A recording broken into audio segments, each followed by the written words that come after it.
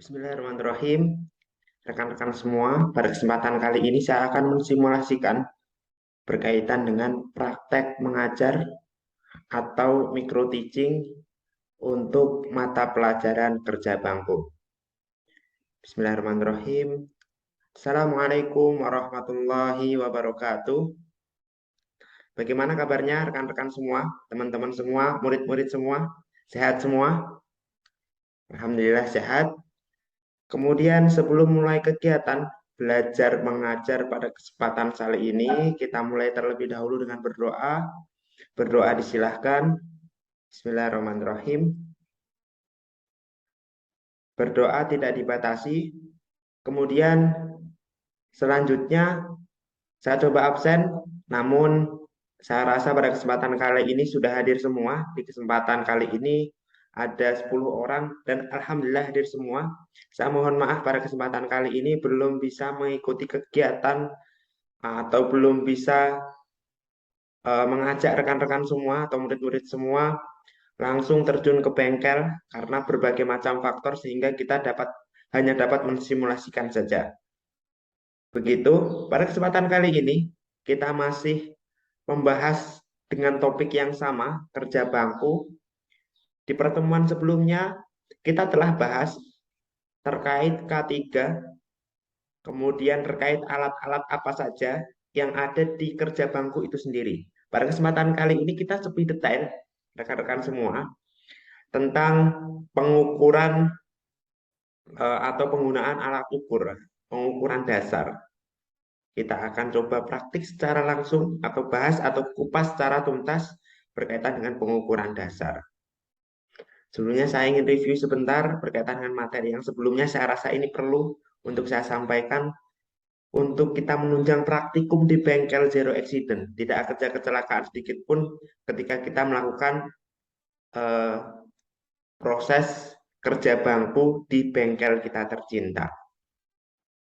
Pertama, mulai dari atas kepala, jangan lupa gunakan helm atau topi, kemudian kacamata ketika melakukan proses pengeboran nantinya, atau ketika nanti kita mendapati atau harus menggunakan mesin-mesin yang berputar dan memungkinkan adanya tatal berterbangan.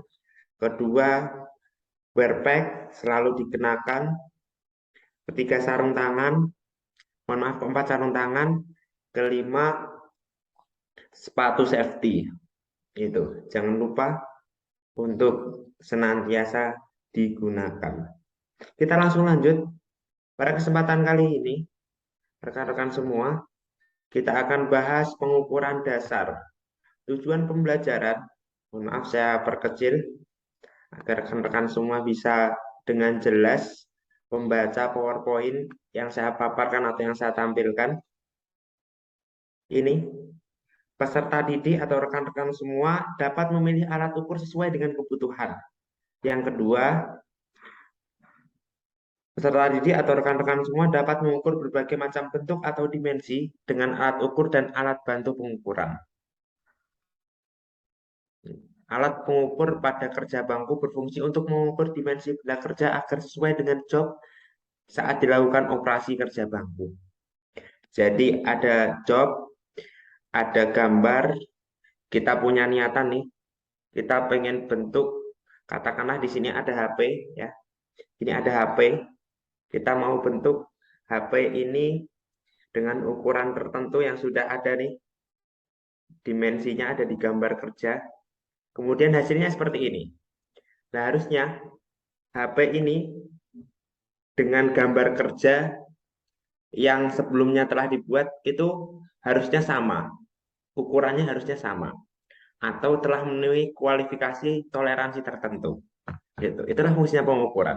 Jadi setiap kita melakukan pekerjaan dengan jangka waktu tertentu, kita coba ukur apakah sesuai dengan gambar kerja yang telah dibuat atau justru masih banyak yang perlu untuk dilakukan proses kerja bangku atau proses-proses yang lainnya, atau justru sudah terlalu banyak kita memotong benda kerja atau memakan benda kerja.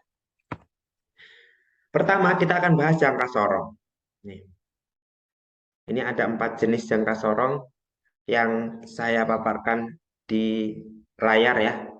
Teman-teman bisa lihat, rekan-rekan bisa lihat, ada vernier caliper, kemudian ada yang dial, ada yang eh, apa namanya digital, ada yang jangka untuk alur dalam. Kemudian ini adalah bagian-bagian jangka sorong. Untuk lebih detail ini, rekan-rekan semua, saya sudah bawakan dua contoh jangka sorong nih. Jangka sorong yang pertama, ini rekan-rekan bisa lihat bermerek Trickle Brand. Kemudian yang kedua bermerek Mitutoyo. Nih, ya. Dan kita gunakan atau yang kita gunakan pada kesempatan kali ini adalah jangka sorong vernier caliper yang biasa, tidak yang digital ataupun yang dial. Gitu. Ini adalah bagian-bagiannya. Ada rahang dalam, kemudian ada rahang luar, kemudian ada rahang geser, rahang tetap, baut pengunci, skala nonius, skala utama, tongkat ukur kedalaman. Sebagai uh, bagian yang digunakan untuk mengukur, nih rekan-rekan semua, kita gunakan tiga bagian dari jangka sorong. Pertama, rahang dalam, nih untuk mengukur dalamnya atau bagian dalam dari benda kerja. Entah itu bentuknya lubang, profil, atau yang lainnya.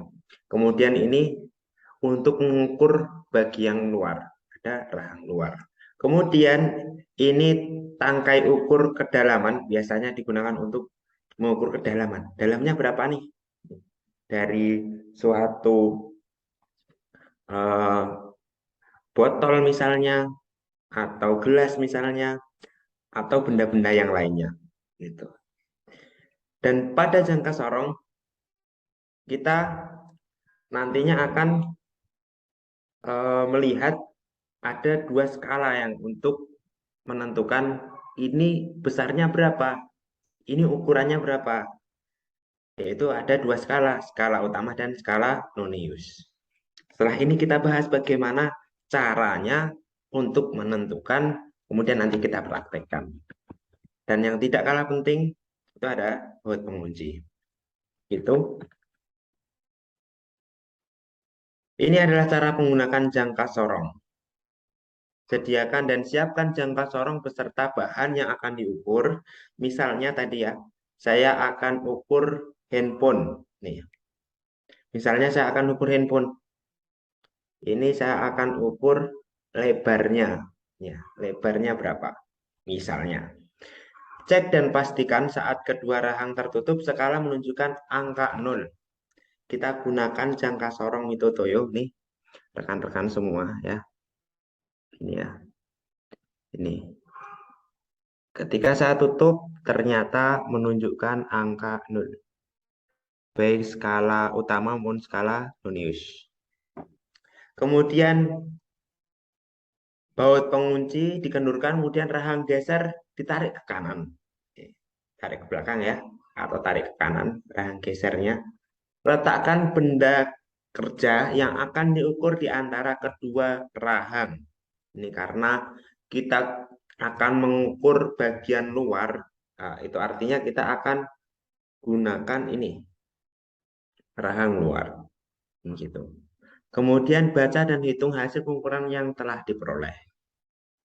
Ini sudah seperti ini. Ya, seperti ini. Dan ternyata di sini hasilnya adalah 78, mohon maaf, biar tidak terjadi apa namanya pergeseran. Ini tadi yang saya sebut penting juga nih, baut pengunci. Ya ini tadi untuk pengunci. Jadi digunakan jangka sorongnya jangan hanya seperti ini, gitu ya. Karena nanti ada kemungkinan akan bergeser dan tidak siku, gitu. Jadi ukurannya tidak presisi nantinya. Dimentokkan seperti ini, gitu. Kemudian pengunci dikencangkan. Sehingga setelah kita lihat nih, rekan-rekan semua, ternyata totalnya adalah 78,1 mm. 78,1 mm. Betul. Seperti itu, rekan-rekan kurang lebih. Kok bisa 78,1 itu bagaimana? Oke, kita lihat ini. Saya ambil referensi dari ruang guru. Ini membaca dan menghitung pengukuran jangka sorong. Nih, perhatikan gambar di bawah ini. Ada angka 2 cm. Kemudian bawahnya ada 0, strip 4, kemudian ada angka 5, strip 4 lagi, kemudian ada angka 10. Yang atas merupakan skala utama, yang bawah merupakan skala nonius. Yuk diperhatikan. Pertama, tentukan skala utama. Satuannya adalah sentimeter. Nih. Pertama, ini ternyata kita lihat nih dari eh, apa namanya gambar ini itu terlihat bahwa angka 0 atau skala noniusnya itu di antara 2,7 dengan 2,8. Tapi di bawah 2,8. Berarti masih di rentan 2,7 gitu kan. Nah, pertanyaannya 2,7 berapa gitu. Itu yang jadi pertanyaan sekarang. 2,7 berapa ya? Ini adalah 2,7 cm. Sementara skala utama menunjukkan itu. Kemudian skala noniusnya ternyata, ini setelah dilihat, tujuan kita dari skala nonius adalah mencari garis lurus antara skala utama dan skala nonius. Ternyata ada di angka 6. Sehingga 2,7 ditambahkan dengan 0,06 cm. Berarti totalnya 2,76 cm. Itu adalah cara pengukuran dari jangka sorong dan cara perhitungan dari jangka sorong itu sendiri. Tadi sudah saya praktekkan, begitu caranya dengan dua jangka sorong, bentuknya juga sudah saya lihatkan, cara menghitungnya sudah saya paparkan. Selanjutnya kita next ke pembahasan alat ukur berikutnya. Micrometer screw. Ini ada 3 jenis. Ada micrometer screw luar, dalam, dan untuk kedalaman. Ini bagian-bagiannya. Ada anvil, spindle, lock nut, shaft, thimble, raket gitu ya. Untuk uh, apa namanya fungsinya sebagai berikut. Ini saya mohon maaf tidak bisa memaparkan secara detail untuk beberapa alat ukur selain jangka sorong. Untuk menambah pemahaman, nanti akan saya kirimkan video pembelajaran agar teman-teman bisa lebih memahami detail ya, untuk berkaitan dengan cara kerja bagian-bagian dari apa namanya micrometer screw, dan setelah ini kita akan bahas terkait alat ukur yaitu Hg. Itu. Ini cara menggunakan, mohon maaf, mikrometer. Terjadi tipu di sana. Jepitkan benda yang akan diukur pada rahang mikrometer, tepatnya di antara anvil dan spindle. Putarkan timbel dan reset sampai objek benar-benar terjepit. Nah, diputar itu. Jangka sorongnya diputar tadi. Yang bisa uh, untuk mengecilkan atau melebarkan dari rahang mikrometer screw. Kemudian putar pengunci pada laknat sehingga pemutar dan objek tidak bergerak. Lagi-lagi perlu dikunci. Sama dengan jangka sorong tadi, perlu dikunci agar benda kerja tidak terjadi pergeseran. Itu. Baca hasil pengukuran pada skala utama dan skala nonius. Baca pada skala utama di bagian atas garis horizontal skala 1